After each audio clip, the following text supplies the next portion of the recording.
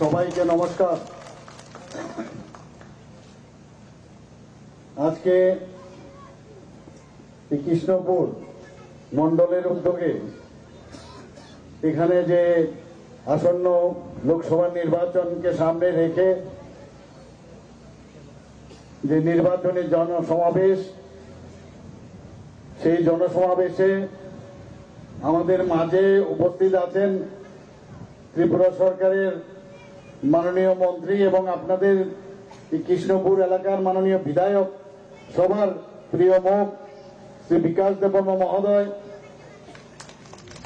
আমাদের মাঝে উপস্থিত আছেন। একটু আগে কি সুন্দর সহজ সরল ভাবে উনি আপনাদের সামনে বক্তব্য রাখলেন, যাকে আমাদের মাননীয় প্রধানমন্ত্রী নরেন্দ্র মোদীজি এবং ভারতীয় জনতা পার্টির পক্ষ থেকে যাকে পদ্মচিহ্নে ভোট দেওয়ার জন্য যাকে মনোনয়ন করা হয়েছে, আমাদের রাজ ফ্যামিলির মহারানী কৃতি সিং দেববর্মা মহোদয়া, এবং উনি একটু আগে এত সুন্দরভাবে যে বক্তব্য রাখলেন, নিশ্চয়ই আপনারা সেটা ফিল করতে পেরেছেন। আমাদের মাঝে উপস্থিত আছেন আমাদের ত্রিপুরা প্রদেশ বিজেপি সম্মানিত state secretary Shri David Debbarma মহোদয়, এবং এমডিসি নামও হচ্ছে কমল, আর কমল চিহ্নে আপনাদের ভোট দিতে হবে, শ্রী কমল কলই এমডিসি। এবং আমাদের বহু পুরনো, ওর সাথে আমার 2016-17 থেকে পরিচয়, এবং আমাদের যার সভাপতিত্বে আজকের এই নির্বাচনী সভা, এই কৃষ্ণপুরের মাননীয় মন্ডল প্রেসিডেন্ট শ্রী তপন নম মহোদয়, আমাদের মাঝে উপস্থিত আছে Shri Jayanta Saha, general secretary Khowai district, এবং মণিহার দেববর্মা যিনি TWS এর উনি প্রেসিডেন্ট, উনিও উনার মূল্যবান বক্তব্য এখানে রেখেছেন। এর মধ্যে আমাদের মাঝে উপস্থিত হয়েছেন আমাদের পবিত্র বিধানসভার চিফ হুইপ এবং তেলিয়ামুড়া বিধানসভা কেন্দ্রের মাননীয় বিধায়িকা, সবার পরিচিত মুখ কল্যাণী রায় মহোদয়া। আমাদের মাঝে উপস্থিত আছেন ভারতীয় জনতা পার্টি এবং তীব্রামতা এবং অন্যান্য যারা নেতৃত্বরা এখানে উপস্থিত আছেন। তাছাড়া আমার প্রিয় ভাই ও বোনেরা, সবাইকে এখানে এতক্ষণ ধরে বসে থাকার জন্য দুপুর বেলায় আপনাদেরকে হার্দিক অভিনন্দন ও শুভেচ্ছা জানাচ্ছি। বন্ধুগণ, আপনারা দেখেছেন গত 35 বছর কি ধরনের রাজত্ব কমিউনিস্টরা এখানে করেছে। 5 বছরের রাজত্ব আপনারাও দেখেছেন, আমরাও দেখেছি। এই জোট আমলের কংগ্রেসের যে জোট 5 বছর, 40 বছর ধরে এই ত্রিপুরাকে কোন জায়গায় নিয়ে গেছে তার ফল ভোগ কিন্তু আমরা এখনো করতে হচ্ছে। বন্ধুগণ, একটা সময় এমন অবস্থায় দাঁড়িয়েছিল যে এই ত্রিপুরার থেকে এই যে জগদ্দল পাথর, এই কমিউনিস্টের যে শাসন, তার থেকে আমরা মুক্ত পাবো কিনা। কিন্তু আমাদের যশস্বী প্রধানমন্ত্রী নরেন্দ্র মোদীজি যখন 2014-তে প্রধানমন্ত্রীত্বের দায়িত্ব পেলেন, ওনার কাঁধে সেই দায়িত্ব নিয়ে নিলেন, তারপর আমরা বুঝতে পারলাম যে না, দেশ এবার সঠিক পথে সঠিক সিদ্ধান্তে উপনীত হবে, এবং যে কারণে 2018-তে এই জগদ্দল পাথরকে সরিয়ে ওনার নেতৃত্বে এবং তৎকালীন সময় ভারতীয় জনতা পার্টির তখন সর্বভারতীয় সভাপতি ছিলেন এবং বর্তমানে আমাদের হোম মিনিস্টার শ্রী অমিত শাহজির কারণে আজকে আমরা এই জগদ্দল পাথর এবং এই অপশাসন থেকে আমরা মুক্তি লাভ করেছি। এই 6 বছরে বন্ধুগণ, আপনারা বলুন, ভারতীয় জনতা পার্টির এবং IPFT এর যে সরকার, যেভাবে আমরা চেষ্টা করেছি যে ত্রিপুরাতে শান্তি প্রতিষ্ঠা করার জন্য, সেই দিকে আমরা কিন্তু কাজটা করেছি। আমরা আগে দেখতাম রাজনীতি মানে একটা অস্থিরতা, চারিদিকে খুন, সন্ত্রাস, অগ্নিসংযোগ, ধর্ষণ, এগুলোই আমরা নিত্যনৈমিক ঘটনা আমরা দেখতাম। মানুষ ধরে নিয়েছে যে হয়তোবা এটাই বোধহয় নিয়ম, এইভাবে বুঝি রাজনীতি করতে হয়, এবং সংখ্যাধিক্যের কারণে মসনদে বসে এইভাবে সাধারণ মানুষকে বিভ্রান্ত সৃষ্টি করে থাকার নামই হচ্ছে যে সরকার আগে ছিল এই বামপন্থীর সরকার। আমরা দেখেছি মানুষ একবার সুযোগ দিয়েছিল তাদের হাত থেকে বাঁচার জন্য 5 বছরের জন্য জোট, কংগ্রেস জোটকে, কিন্তু আমরা কি দেখলাম এই 5 বছরে কমিউনিস্ট যা করলো একদম কার্বন কপি এই কংগ্রেসও সে একই কাজ করলো। আমরা তারপর বুঝতে পারলো যে না, এদেরকে দিয়ে কিছুই হবে না। যখন প্রধানমন্ত্রীজির আহ্বানে এবং সারা ভারতবর্ষকে একটা নির্দিষ্ট গতিতে উনি নিয়ে যাচ্ছেন, তখন মানুষের ভরসা হলো যে এই হচ্ছে আমাদের দেশের কান্ডারি, যিনি এই দেশকে সঠিক পথে নিয়ে যাবেন। ত্রিপুরাতে 6 বছর ধরে আমরা সেই পথে কাজ করেছি, শান্তি প্রতিষ্ঠিত হয়েছে। বন্ধুগণ, বারবার যখন এখানে আমরা 2023 ইলেকশন, এখানে সাধারণ বিধানসভা নির্বাচন হলো, তখন আমি বারবার বলেছি আমরা এইরকম একটা নির্বাচন আমরা এখানে করতে চাই যেটা ইতিহাস হয়ে থাকবে। মানুষ বলবে যে এইভাবেও নির্বাচন সম্ভব ত্রিপুরাতে, এবং সেটা কিন্তু আপনারা সবাই মিলে এবং আমরা সবাই মিলে সেই কাজটা আমরা করতে পেরেছি। কোন জায়গার মধ্যে কোন ধরনের ঘটনা, উপঘটনা, কোন ধরনের উচ্ছৃঙ্খলতার বা কোন রকম খারাপ ঘটনা আমরা শুনতে পারিনি। মানুষ সেই কারণেই ভারতীয় জনতা পার্টির উপরে তাদের বিশ্বাস বেড়েছে। তার ফলস্বরূপ আমাদের যে উপনির্বাচন দুটো হয়েছে, বক্সনগরে আপনারা জানেন, আর একটা ধনপুরে, সেখানে আপনারা সবাই জানি যে বক্সনগরের কি অবস্থা। সেখানে তো সবসময় একটা উচ্ছৃঙ্খল একটা পরিবেশ সেখানে ছিল। আমরা শুধু সেখানে জিতেইনি, 30,000 ভোটে আমরা সেখানে জিতেছি। বন্ধুগণ, শুধু জিতেইনি, সেখানে আমরা জামানত বাজেয়াপ্ত করে দিয়েছি সেখানে বক্সনগরে। এবং আমরা ধনপুরে গত ইলেকশনে আমরা যেখানে মাত্র 3,500 ভোটে জিতেছি, এবং সেই উপনির্বাচনে আমরা 18,000 ভোটে জিতেছি।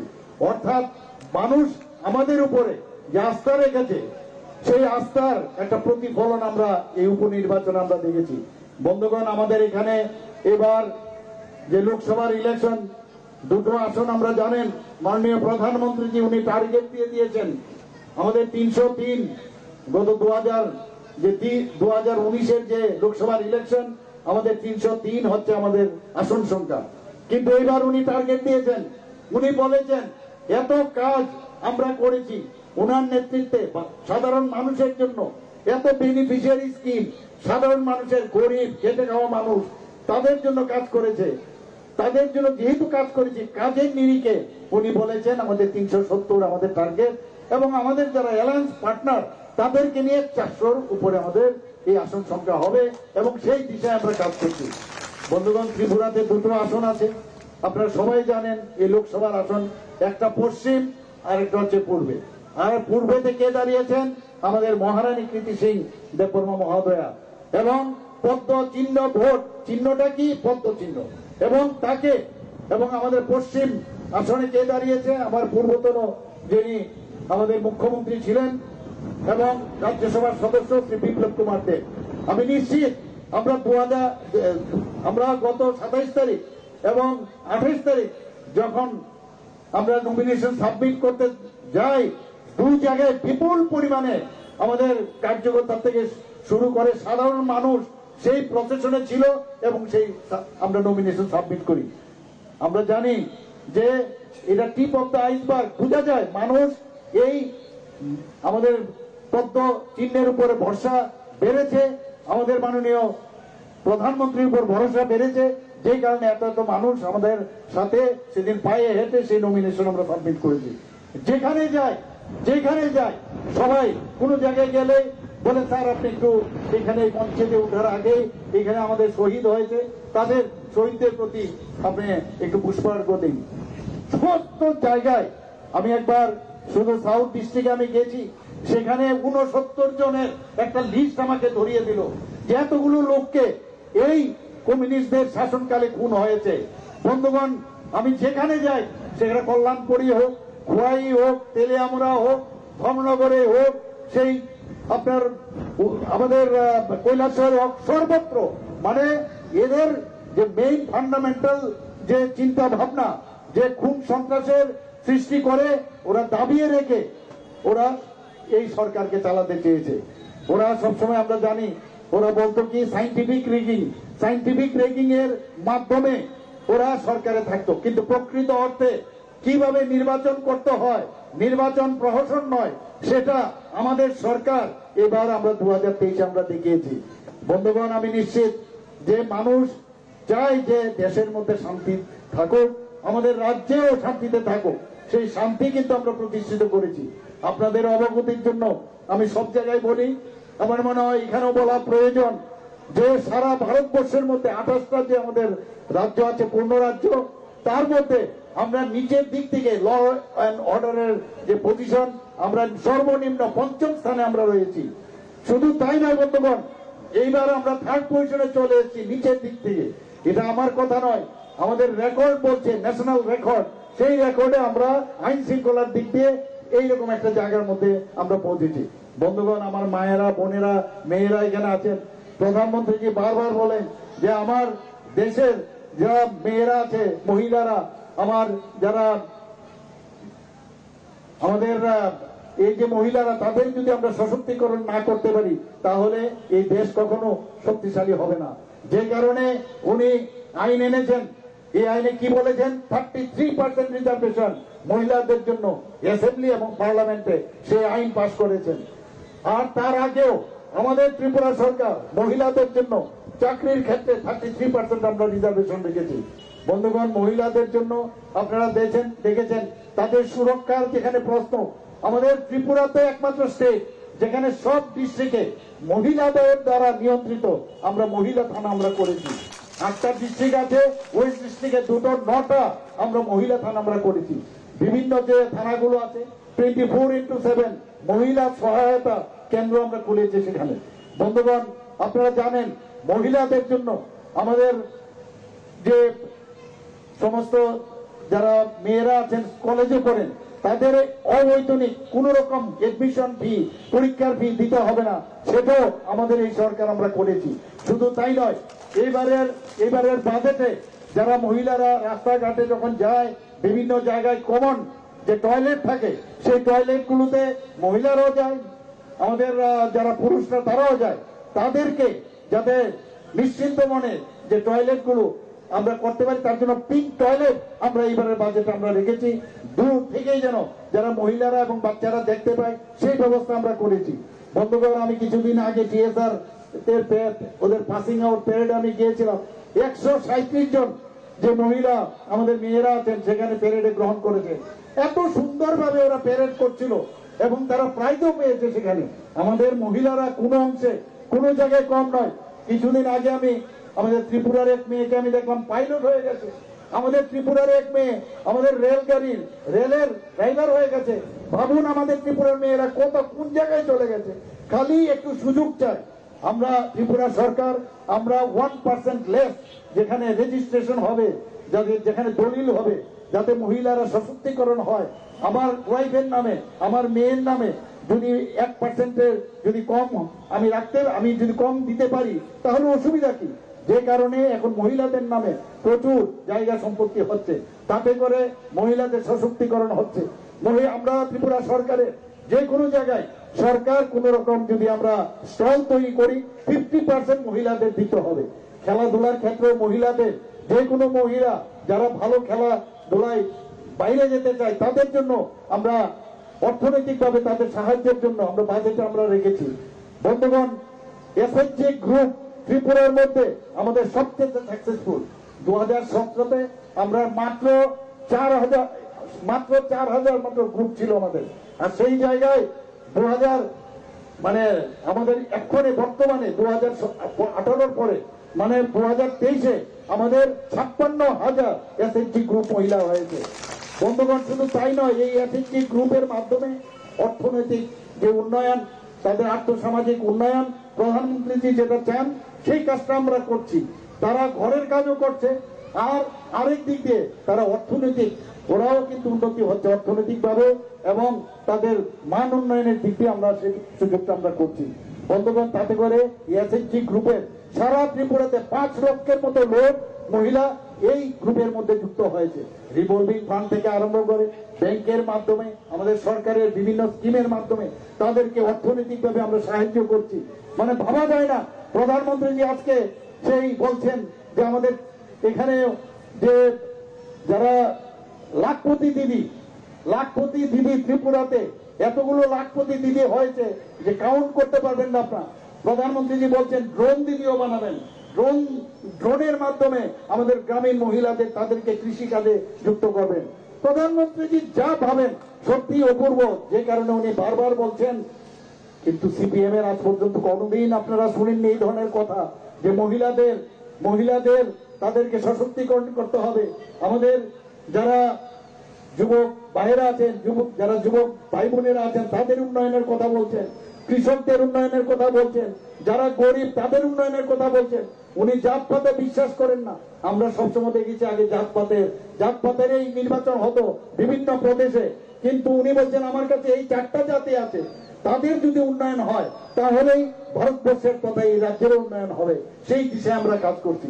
বন্ধুগণ, আগে বোধহয় কোনদিন আমরা ভাবতেও পারিনি যে ত্রিপুরাতে কোনদিন রেল লাইন আবার রেল গাড়ি এইভাবে চলবে, একটা ব্রড গেজের লাইন কিভাবে আসছে। এখন দেখুন প্রায় 17 থেকে 18টা এক্সপ্রেস ট্রেন ত্রিপুরার থেকে বিভিন্ন প্রদেশে যায়।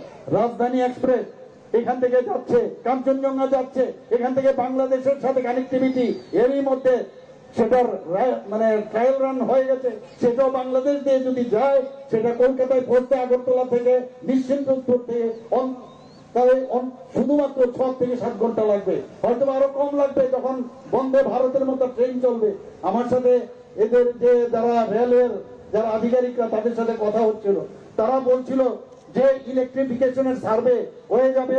আমি এখন দেখছি কালকে বা পরশু আমি গিয়েছিলাম এক জায়গায়, দেখলাম যে অলরেডি ইলেকট্রিক লাইনও লেগে গেছে। তো বন্দে ভারতও চলে আসবে। আমি বিস্টা রুমে যখন বসি মাঝে মাঝে অদ্ভুত অবাক লাগে। আমি প্রায়শই ট্রেনে আমি চলাফেরা করি, সেই ট্রেনে বিস্টা রুমের ফটো আমি যখন বাইরে আমার আত্মীয় স্বজন বা বন্ধু বান্ধবদের কাছে পাঠাই, তারা বলছে আমি তো কোথায় আপনি আছেন, বিদেশে আছেন? আমরা আরে না না, আগরতলায় ত্রিপুরাতে আমি আছি। এইরকম একটা অবস্থা আমরা সত্যি গর্বে আজকে আমরা গর্ববোধ করি। এই হচ্ছে চিন্তা ভাবনার অভাব। আর আগে আমরা কি দেখতাম, কমিউনিস্টদের সময়ে দিতে হবে, করতে হবে, এই তো কাজ ছিল, আর কোনো কাজ না। কেন্দ্র দেয় না, কেন্দ্র ভাত দেয় না, কেন্দ্র চাল দেয় না। আর আমরা এমএসপির মাধ্যমে কৃষকদের থেকে আমরা ধান খরিদ করছি। আমরা মানুষের, সাধারণ মানুষের জন্য এই যে মানুষ প্রধানমন্ত্রী যে গ্যারান্টির কথা বলেন, সেই গ্যারান্টির গাড়ি উনি পাঠিয়ে দিয়েছেন। উনি শুধু মুখে বলেন না, এবং গ্যারান্টিরও গ্যারান্টি দিচ্ছেন। এইরকম প্রধানমন্ত্রী কোথায় পাবেন? এইরকম পার্টি আপনি কোথায় পাবেন? তার সাথে আইপিএফটি যুক্ত হয়েছে, এখন মধু আমাদের সাথে যুক্ত হয়েছে। ত্রিফলা শক্তি এখন একসাথে হয়ে গেছে। দুঃখ লাগে এখন ঘরের ভিতর বসে বসে আমাদের বিরোধীদের আর কোনো কাজ নাই, খালি প্রেস কনফারেন্স করে আর খালি মথাদের বকাবকি করে। যারে মথা এই করেছে সেই করেছে, বহু চেষ্টা করেছে মথাকে ভ্রান্ত পথে চলে নিয়ে যাওয়ার জন্য। কিন্তু আমি মথার যারা আমাদের প্রদ্যুৎ মহারাজজি আছে, ওনার সাথে আমার কথা হতো প্রায়। আমি বললাম ওদের পাল্লায় আপনি পড়বেন না, মুশকিলে পড়ে যাবেন। আর তাই হলো আমাদের মাননীয় প্রধানমন্ত্রীজি এবং আমাদের হোম মিনিস্টারজি অমিত শাহজির নেতৃত্বে আমরা প্রায় নর্থ ইস্টে 11টার মতো যে অ্যাকর্ড হয়েছে শান্তি প্রতিষ্ঠা করার জন্য, এর মধ্যে এই অ্যাকর্ড আমরা করেছি। এখন তো আমাদের এই শক্তি দেখে আমাদের তো কিছু বলে না, এখন মোতাকে বলছে। সেই আমার মনে হচ্ছে ওই যে আঙ্গুল ফল টকের মতো যে গল্পটা, সেই শিয়ালের গল্প। অনেকবার চেষ্টা করেছে আঙ্গুরকে ধরবার, যখন অনেকবার চেষ্টা করে সে আঙ্গুলকে নিতে পারেনি, তখন বলছে আঙ্গুল ফল টক। এই হচ্ছে অবস্থাটা। এখন তাদের পায়ের নিচে জমিন এখন সরে গেছে, এখন এই সবই উল্টো পাল্টা যা খুশি বলছে। এখন নিজেদের কংগ্রেস সিপিএম এর জোটও বলে না, এখন কি বলে? ইন্ডিয়া জোট। কি বলে? ইন্ডিয়া জোট। আগে লাল টুপি পরতো, এখন সেদিন দেখলাম ওনাদের নেতা সেই টুপির কালারও চেঞ্জ হয়ে গেছে। অদ্ভুত কি যেন পাল্টাবে আরো, এদের মানে ক্রিকেটের মতো রং পাল্টাচ্ছে। কিন্তু বন্ধুগণ, মানুষ সব বুঝে গেছে যে কমিউনিস্টদের শাসন টেস্টেড, কংগ্রেসের শাসন টেস্টেড। তাহলে আর কাকে দেখবে?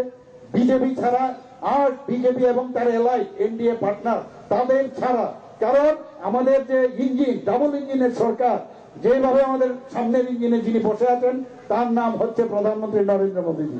আমরা তো দ্বিতীয় ইঞ্জিনে আমরা বসে আছি, সবাইকে নিয়ে আমরা চলছি, এবং উনি যে দিশা আমাদের নির্দেশ দেখাচ্ছেন সেই দিশায় চলছে। G20-তে আপনি দেখুন, সমস্ত সারা পৃথিবীর সমস্ত লোক এসছেন প্রধানমন্ত্রীজিকে এত সম্মানের সাথে দেখে। আজকে যে জায়গায় ভারতকে নিয়ে গেছেন, 5 ট্রিলিয়ন অর্থনীতির অবস্থার মধ্যে আমরা চলে গেছি, এরই মধ্যে আমরা তৃতীয় স্থানে যাওয়ার চেষ্টা করছে। একদিক দিয়ে প্রধানমন্ত্রী অর্থনৈতিক ভাবে আমাদের সাধারণ মানুষকে যেভাবে বেনিফিশিয়ারি স্কিম করছে, আরেক দিক দিয়ে দেশকে যাতে আমরা সিকিউর থাকতে পারি, এতদিন ধরে আমাদের সৈন্যদের গলা কেটে আমাদের দেশে ফেলে রাখতো। আর যখন প্রধানমন্ত্রী জি বলছেন ऐसा नहीं होगा, छोड़ेंगे नहीं इन लोगों को, एक एक करके बदला दूंगा, যখন উনি সার্জিক্যাল স্ট্রাইক করলেন, এয়ার স্ট্রাইক করলেন, তারপরে কিন্তু মুখ একদম ছোট হয়ে গেছে, আর কোনো খবর নেই। আর চায়নার কথা আপনারা জানেন, ডোকালামের ঘটনা তো আপনারা জানেনই। হাজার হাজার বর্গ কিলোমিটার চায়নারা এখনো আমাদের দখল করে নিয়েছে, এখন অরুণাচল নিয়ে ওরা কথা বলে। এইগুলো এখন কিন্তু খালি মুখেই বলে, আর কদিন বাদে মুখও বন্ধ হয়ে যাবে। কারণ আমাদের সামনে যিনি দাঁড়িয়ে আছেন 56 ইঞ্চির যে সিনা, তার নাম হচ্ছে প্রধানমন্ত্রী নরেন্দ্র মোদীজি। কাজে আমাদের চিন্তা করার কিছু নেই। বন্ধুগণ, আমি নিশ্চিত আমরা তো জিতবই, দুটো সিটেই আমরা জিতবো। কিন্তু যেটা এখানে আমাদের মাননীয় মন্ত্রী বাহাদুর বলার চেষ্টা করেছেন যে কত ভোট আমরা পেয়েছি, সেটা ইম্পর্টেন্ট। এবং আমাদের মহারানী কৃতি সিং যে দেববর্মা মহোদয়া যে যখন পার্লামেন্টে যাবেন তখন যাতে এইভাবে যেতে হয় যে মানে হাইয়েস্ট স্কোরার, সবচেয়ে বেশি ভোটে আমি জিতে এসেছি। কাজে আমাকে দেখতে হবে 1 নম্বর যেন এই আমাদের এই যে ইস্টে যে আমাদের কনস্টিটিউন্সি, তার থেকে আমরা সবাই মিলে পাস করাবো। বন্ধুগণ, এই দেশকে যদি বাঁচাতে হয় এখনো সময় আছে, বিভ্রান্তির কোনো স্থান নেই। এদেরকে তো বলে লাভ নেই। আমি বিধানসভার মধ্যে বারবার বলেছি যে আপনারা কেন এই রক্তমাখা হাতের সাথে হাত মিলিয়েছেন। আমার যারা 3 জন বিধায়ক তারা উত্তর দিতে পারেনি। উপরে গিয়ে আপনারা কি জবাব দেবেন? মাথা হেড করে বসে ছিল, তারা উত্তর দিতে পারেননি, কি বলবেন? কিন্তু এখন ওরা আবার একসাথে হয়েছে, কারণ একজনের পায়ের নিচে মাটি নেই, আরেকজনের পায়ের নিচেও মাটি নেই, এখন হাওয়ার মধ্যেই আছে ওরা। জানি না আলটিমেটলি কোথায় যাবে। হয়তো বা মনে হতে পারে যে তারা এক্সটিংক্ট হয়ে যাবে, কোনো এক মিউজিয়ামে রাখতে হবে, কোনো এক সময় বলতে হবে ত্রিপুরাতে এই কমিউনিস্ট ছিল, এরা এইরকম দেখতে, এইরকম কংগ্রেস ছিল, এরা এইরকম, এবং তাদের স্থান হবে মিউজিয়ামে একদিন দেখবেন। আমি বলে গেলাম, হয়তো আমরা থাকবো না এখানে। ভারতীয় জনতা পার্টি পণ্ডিত দীনদয়ালজির আদর্শে বিশ্বাস করে, ডক্টর শ্যামাপ্রসাদ মুখার্জি বিশ্বাস করে। আমরা দেশ আগে, দেশকে নিয়ে প্রথমে আমরা চিন্তা করি, তারপর আমাদের পার্টি নিয়ে চিন্তা করি, তারপর নিজে। এই ধরনের মানসিকতা, একদিকে আধ্যাত্মিক চিন্তাধারা। মাননীয় প্রধানমন্ত্রীজি যখন রামলালার প্রাণ প্রতিষ্ঠা করলেন, সারা ভারতবর্ষে কিরকম একটা অবস্থা আপনারা চিন্তা করুন, বলুন তো। আপনারা তো নিজেও দেখেছেন, আমরাও দেখেছি। এটা আস্থার বিষয়, ধর্মের বিষয় না। সেখানে সব ধর্মের সবাই উপস্থিত ছিল। 500 বছর যেখানে কত মানুষ শহীদ হয়েছে, সেই জায়গার মধ্যে এই যখন অযোধ্যাতে এই রামলালার প্রাণ প্রতিষ্ঠা করলেন, মনে হচ্ছে এই দেশের মধ্যে আবার রামরাজ্য প্রতিষ্ঠিত হয়েছে। আমরা প্রায়শ কথায় কথায় আমরা কি বলি, যারে রামরাজ্য নাই, এখন আর রামরাজ্য নাই। কিন্তু অর্থাৎ রামরাজ্যের সময়ও 500 বছর আগে এই আমাদের ভারতবর্ষের মধ্যে মানুষ তার যে সমস্যার সমাধান যখন যেত প্রভু রামের কাছে, সেই সমস্যার সমাধান হতো। আইনের শাসন ছিল। সেই শাসন প্রধানমন্ত্রী 22 তারিখ জানুয়ারি যখন সে প্রাণ প্রতিষ্ঠা করলো, মনে হচ্ছে আবার ভারতবর্ষ আবার রামরাজত্ব আবার নতুন ভাবে শুরু হয়েছে। বন্ধুগণ, জাতি জনজাতি আমরা সবাই একসাথে এই এক ত্রিপুরা, শ্রেষ্ঠ ত্রিপুরা, সেটা গড়ার লক্ষ্যে আমরা কাজ করে যাব। প্রধানমন্ত্রীজি সারাটা সকাল থেকে রাত্র পর্যন্ত কাজ করে, আমরাও চেষ্টা করি সকাল থেকে রাত্র পর্যন্ত কাজ করার, এবং সেইভাবে আমরা কাজ করব। কারণ মানুষের জন্য আপনাদের ভোটে যারা এখানে জনপ্রতিনিধি হন, সংখ্যাধিক্যের কারণে আমরা সরকার গঠন করি, কিন্তু এই একমাত্র বিজেপি সরকার, বিজেপি নেতৃত্বাধীন সরকার সব সময় মানুষের সাথে থাকতে চায়। আপনারা একটু ভাবুন, সারা পৃথিবীর মধ্যে এখন কথা হচ্ছে যে মাননীয় প্রধানমন্ত্রী মন কি বাত অনুষ্ঠান, এটা তো আর পৃথিবীর কোন রাষ্ট্রপ্রধান কোন সময় করেন না। অর্থাৎ অর্থাৎ মানুষের সাথে সম্পর্ক সবসময় রাখার জন্য উনি মন কি বাত অনুষ্ঠান প্রতি লাস্ট রবিবার প্রতি মাসে উনি করেন। সেটা কি কারণে? 4-5 লোকের সাথে কথা বলেন, কমিউনিকেট করে মানুষের সাথে যখন কথা বলবেন আমরা তবে দেখবেন ওর সাথে সম্পর্ক স্থাপন হয়। কারণ আপনার কাজের কারণে হয়তোবা যারা মন্ত্রী হয়, যারা জনপ্রতিনিধি হয়, অনেক সময় মানুষ থেকে দূরে যাতে না যায় সেই ব্যবস্থার আরেক নাম হচ্ছে আমাদের ভারতীয় জনতা পার্টির নেতৃত্বাধীন সরকার। আমরা চাই না, প্রধানমন্ত্রী বারবার আমাদের মার্গদর্শন করাচ্ছেন যে এইভাবে আমাদের চলা উচিত, মানুষকে নিয়ে আমাদের চলতে হবে। বন্ধুগণ, আপনারা জানেন আমি এর মধ্যে গত 2022-এ একটা অ্যাপ বের করেছিলাম। সেখানে পোর্টালে কি দিয়েছি আমরা, আমার সরকার করে। আমার সরকারের কি লাভ, যে সমস্ত গ্রামে গঞ্জে যখন মানুষকে দেখবে এই রাস্তাটা খারাপ, ফটো তুলে সেটাকে আপলোড করবে। কোন জায়গায় ইলেকট্রিসিটি খারাপ, সেটাকে ফটো তুলে আপলোড করবে। তখন সেটা ওখানকার যে আমাদের ভিলেজ কমিটি বা আমাদের যে জিপি লেভেলে যদি সেটা সমাধান না হয়, এসডিএম লেভেলে আসবে। এসডিএম লেভেলে যদি সমাধান না হয়, ডিস্ট্রিক্ট লেভেলে আসবে। ডিস্ট্রিক্ট লেভেলে যদি সমাধান না হয়, চিফ মিনিস্টার এবং চিফ সেক্রেটারি লেভেলে আসবে। এবং নির্দিষ্ট সময়ের মধ্যে সেটা যেন কাজটা সম্পূর্ণ হয়, এর জন্য আমরা সেই পোর্টালের নাম দিয়েছি আমার সরকার। অর্থাৎ আমরা সবার সাথে আমরা থাকতে চাই। বন্ধুগণ, আমরা বহু দেখেছি এতদিন ধরে জনজাতিদের ভোট ব্যাংকে পরিণত করেছে, কিন্তু এখন জনজাতিরা বুঝে গেছে এই ত্রিপুরাকে বা জনজাতিদের যদি উন্নয়ন করতে হয় একমাত্র মোদীজি সেটা পারবেন। যে কারণে আমাদের সাথে আইপিএফটি এবং ত্রিপুরা মতাই একসাথে আমরা হয়েছি, এবং এই যে ঐক্যটা আমাদের হয়েছে, এই যে অ্যালায়েন্স হয়েছে, আমি আশা করি আগামী আমরা তো দেখে যাবো না, কমসে কম 50 বছর সেই ঐক্য থাকবে এবং আমরা ত্রিপুরাতে শান্তি প্রতিষ্ঠিত করব। একজন আরেকজনকে সন্দেহের চোখে আমরা দেখবো না, একজন আরেকজনের মনের কথা বুঝতে চেষ্টা করব। যদি না হয় সেটা বলবো, তবে ঐক্যের মাধ্যমে, যেটা থানসা বলে সেটার আরেকটা নাম আমি বলছি ইংরেজিতে, যাকে বলে ইউনিটি ইন ডাইভার্সিটি।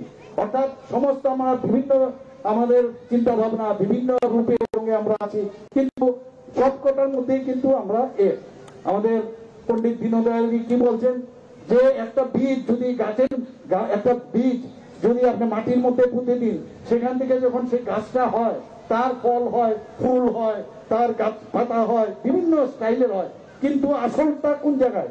বীজ থেকে কিন্তু আমাদের উৎপত্তি। সেটা যেন আমরা নিজেদের সংস্কৃতি, কৃষ্টি সংস্কৃতি, ঐতিহ্য, এগুলো যাতে আমরা ভুলে না যাই। আমরা মহারাজাদের সম্মান দিতে আমরা জানি। সিপিএম এর কমিউনিস্টরা এসে মহারাজাদের ঘরের ভিতর ঢুকে দিয়েছিল, ওদের নামই নিত না, কিন্তু আমরা জানি মহারাজাদের যে ধরনের কাজ ওনারা করে গেছেন, রাস্তাঘাট, শিক্ষা দীক্ষা, বিভিন্ন জায়গায় স্কুল কলেজ, সব জায়গায় আমরা দেখতে পাই। সেখানে সেই জায়গার মধ্যে আমরা এসে মহারাজার নামে বীর বিক্রম কিশোর যে এয়ারপোর্ট, তার নামে প্রধানমন্ত্রী নরেন্দ্র মোদীজি ওনার হাত ধরে সেখানে মর্মমূর্তি প্রতিষ্ঠিত করা হয়। এবং এটা ইন্টারন্যাশনাল এয়ারপোর্ট যখন অন্য সাইডে চলে আসতো, সেই যে আগের যে মূর্তিটা আছে সেটা যদি আমরা চেঞ্জ করি, তাহলে এটা ফাইবার গ্লাসের যেহেতু ভেঙে যেতে পারে। এর জন্য আমাদের ত্রিপুরা সরকার থেকে আমাদের এয়ারপোর্ট অথরিটিকে বললাম একটু জায়গা দিন, ওনারা জায়গা দিল। এই মাসখানি আগে নতুন ভাবে আবার মহারাজার ওনাকে আমরা মর্মমূর্তি সেখানে ব্রোঞ্জের সেখানে আমরা আবার প্রতিষ্ঠিত করলাম। শুধু তাই না, আমার বাড়ি কামানচেবনির সামনে আপনারা জানেন একটা আইল্যান্ড আছে, মসজিদ পট্টি ঠিক ওই দিক থেকে যদি বেরোন আপনারা, সেই আইল্যান্ডের নাম গোত্রহীন। আমরা ছোটবেলায় দেখেছি ওখানে মাইল ফলক ছিল, 0 মাইল ফলক, সেই মাইল ফলক মাটির নিচে চলে গেছে। এখন যেহেতু এরকম একটা অবস্থায় এসেছি, সেটাকে আবার পুনরুদ্ধার করেছি এবং সেই যে জায়গাটা কামানচেবনির পাশে আইল্যান্ড, তার নাম দিয়েছি, ওখানেও মহারাজা বীর বিক্রমের মূর্তি আমরা প্রতিষ্ঠিত করেছি এবং বীর বিক্রম চৌমনি নাম দিয়েছি। যে জায়গা এত বছর ধরে কমিউনিস্টরা রাজত্ব করে ইচ্ছে করে ওরা চাইতো না যে এগুলোর নামকরণ হোক, এবং আমরা বারবার চেষ্টা করছি। আমরা জানেন 28টা মাত্র এডিসি আসন সংখ্যা, আমরা চাই 28টা সংখ্যা দিয়ে 28টার মধ্যে আমাদের জাতি, 19টা জাতিগোষ্ঠী আছে আমাদের ট্রাইবেল এলাকায়, কিন্তু তাদেরও সাব ট্রাইবস আছে, তাদের যাতে ওখানে রিপ্রেজেন্টেশন থাকে, তার জন্য 50 আসন করার জন্য আমরা দিল্লিতে পাঠিয়েছি। আপনারা জানেন আমাদের ছেলে মেয়েরা আছে যারা জনজাতিরা, তাদেরকে স্টাইপেন্ড দেওয়ার থেকে আরম্ভ করে বিভিন্নভাবে বিভিন্ন যে হোস্টেলগুলোতে থাকে সেখানে ওনাদেরকে লজিস্টিক সাপোর্ট আমরা দিই। ওনাদের যাতে ইউপিএসসি পরীক্ষা হোক, টিপিএসসি পরীক্ষা হোক, বিভিন্ন যে ধরনের পরীক্ষা প্রতিযোগিতামূলক পরীক্ষা, সেখানে বিনা পয়সায় ওনাদের এই ত্রিপুরা সরকার থেকে আমরা চেষ্টা করি ওনাদের উন্নয়ন। আমি বারবার বলি, প্রধানমন্ত্রীজি যেটা বলেন যে নর্থ ইস্টে যদি ডেভেলপ না হয় তাহলে আমাদের দেশও ডেভেলপ হবে না। আর আমি বলছি জনজাতিদের যদি ডেভেলপমেন্ট না হয় তাহলে ত্রিপুরাও কোনদিন ডেভেলপ হবে না, এবং সেই দিশায় আমরা কাজ করছি। সবকে সাথ সবকা বিকাশ, বিশ্বাস আর তার প্রয়াস, এই নীতি নিয়ে সবাই আমরা মিলে প্রধানমন্ত্রী যে 4 জাত আমাদের বলেছে, সেই 4 জাতের যদি উন্নয়ন হয় আমি নিশ্চিত যে এক ত্রিপুরা শ্রেষ্ঠ ত্রিপুরা আমরা নিশ্চিত আমরা বানাবো। এবং এই কারণে আপনাদের এই আঙ্গুলের খেল কিন্তু আপনাদের হাতে। কাকে ভোট দেবেন? কাকে ভোট দেবেন? পদ্ম চিহ্নে ভোট দেবেন, মোদীজিকে ভোট দেবেন। আর পূর্ব আসনে কাকে ভোট দেবেন? মহারানী কৃতি সিং, মহারানী কৃতি সিং দেববর্মা মহোদয়কে ভোট দিতে হবে। এবং পশ্চিম আসনে আমি জানি না, এখানে রাস্তা দিয়ে অনেকে পশ্চিম আসনের লোক যাচ্ছেন হয়তো, তাদেরকে বলবো আমাদের যিনি প্রাক্তন মুখ্যমন্ত্রী এবং রাজ্যসভার সদস্য শ্রী বিপ্লব কুমার দেবকে বিপুল ভোটে জয়যুক্ত করবেন, এই আশা রেখে আমি আমার বক্তব্য শেষ